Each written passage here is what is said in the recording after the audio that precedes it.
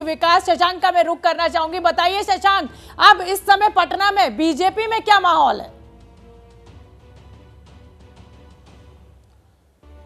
देखिए, BJP core group की बैठक खत्म हुई है और नीतीश को घेरने के लिए बीजेपी ने अपनी रणनीति तैयार कर ली है। नीतीश को बिल्कुल बकसने के मूड में अब बीजेपी नहीं है।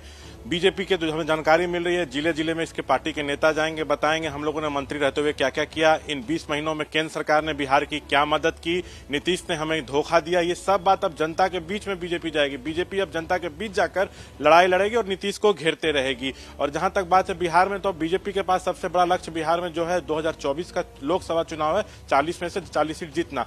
तो अब बीजेपी जो है नीतीश सरकार की घेराबंदी यहां पर जरूर करेगी, जनता से बताएगी कि ये 2017 में तेजस्वी पर भ्रष्टाचार का आरोप लगा था तो ये पलटी मार गए थे। तो क्या तेजस्वी का भ्रष्टाचार खत्म हो गया है? क्या तेजस्वी जरूरी है, क्योंकि कुछ खबर है उनके पास। तो डिप्टी सीएम कौन होगा प्रकाश? तेजस्वी यादव नाम फाइनल और गृह मंत्रालय किसको मिलेगा?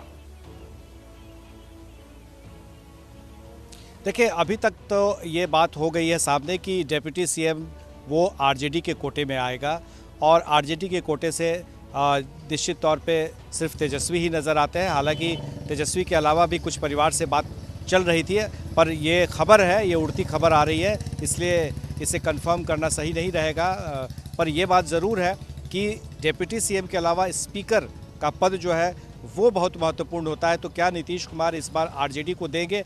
अगर आरजेडी को देते हैं तो इसका मतलब ये हुआ कि बिहार की राजनीति में नीतीश कुमार अब बहुत ज़्यादा कोई प्रयोग नहीं कर सकते हैं। लेकिन शोभना, एक अहम बात है, सबकी निगाह ये जो पीछे आप देख रहे हैं ना, हमारे राजभवन पर है।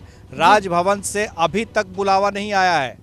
निश्चित तौर पे हर किसी को यही लग रहा है कि कब बुलावा आएगा। पहले बुलावा तो आए, उसके बाद तो फिर चढ़ावा की बात होगी, कौन क्या किसके पास क्या मिलेगा। आप ठीक कह रहे हैं प्रकाश। यहाँ बिहार में तो बड़ी खबर है प्रकाश, ये तो आप बड़ी खबर दे रहे हैं कि देखिए राजभवन से अभी कोई बुलावा नहीं आया है। आप कितना भी दावा दे दें, 164 के समर्थन की चिट्ठी दे दें, लेकिन सरकार बनाने के लिए जरूरत जो है वो राजभवन के न्योते की है।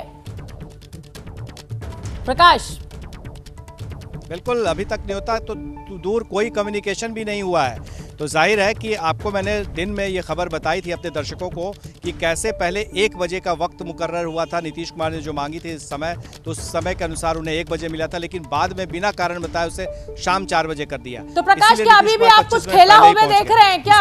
कुछ खेल होता हुआ देख रहे हैं क्या आप इस समय बिहार की राजनीति में? क्या कोई मास्टर स्ट्रोक आ सकता है?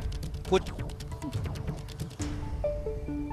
देखिए, ये कहना बहुत मुश्किल होगा कि क्या हो रहा है, लेकिन ये तो तय है कि अगर नीतीश कुमार अपना 164 विधायकों का समर्थन देते हैं तो क्या देरी है? तुरंत बुलाया जा सकता था, तुरंत दिन मुकर्रर किया जा सकता था, मुहूर्त निकाली जा सकती थी। लेकिन ऐसा क्या है कि इतना समय लिया जा रहा है? आखिर इसके पीछे क्या वजह हो सकती है?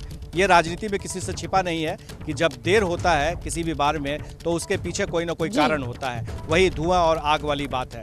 तो इस बात को लेकर सशंकित जरूर है महागठबंधन के नेता कि आखिर राज्यपाल या राजभवन से अब तक क्यों नहीं न्योता आया। क्या खिचड़ी पक रही है? कहीं बीजेपी कुछ और तो तैयारी नहीं कर रही है, जैसा कि दूसरे राज्यों में भी हुआ है। पर हमारी नजर बनी हुई है इस राजभवन पर। जैसे ही खबर आएगी हम जरूर बिल्कुल। और मैं अपने दर्शकों को बताना चाहती हूँ कि प्रकाश ने 2 बड़ी खबरें दी है। पहली तो डिप्टी सीएम के पद को लेकर कि वो आरजेडी को मिलना है और तेजस्वी यादव के अलावा कोई और विकल्प फिलहाल नजर नहीं आता।